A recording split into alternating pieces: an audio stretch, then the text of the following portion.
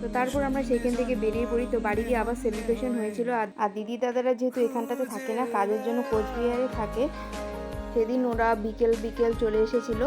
তো যে আগেই আসার কথা ছিল, কারণ কাজের জন্য দেরি হয়ে গিয়েছে আসতে। তো এসে আমি তাড়াতাড়ি করে রেডি হয়ে নিয়েছি। আর এদিকে দেখো আমি কেক কাটছি আর আমাকে ভূত করে দিচ্ছে স্প্রে দিয়ে।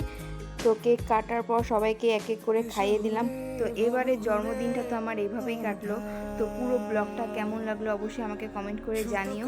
যদি ভালো লেগে থাকে অবশ্যই একটা লাইক করে দিও, আর আমার চ্যানেলটাকে সাবস্ক্রাইব করে দিও যারা যারা নতুন দেখছো। তো আর এবারের বার্থডে কেক জানো তো আমিই বানিয়েছিলাম, কারণ তোমরা যেহেতু সবাই জানো আমি একজন হোম বেকার। তো আমি কেক বানাই। তো আমার পছন্দ মতো আমি একটা কেক বানিয়েছিলাম বাড়িতেই। তো সবাইকে খাইয়ে দেওয়ার পর দেখো জিজু আমার সাথে কি শুরু হয়েছিল, স্প্রে দিয়ে একেবারে ভূত করে দিয়েছিল, শিশুর অবস্থা কী হয়েছে। তো তারপর শেষে রাত্রে আমরা খাওয়া দাওয়া করে নিলাম মুড়ি ঘন্ট, মাছের ঝোল আর মাটন দিয়ে। তো খাওয়া দাওয়া কমপ্লিট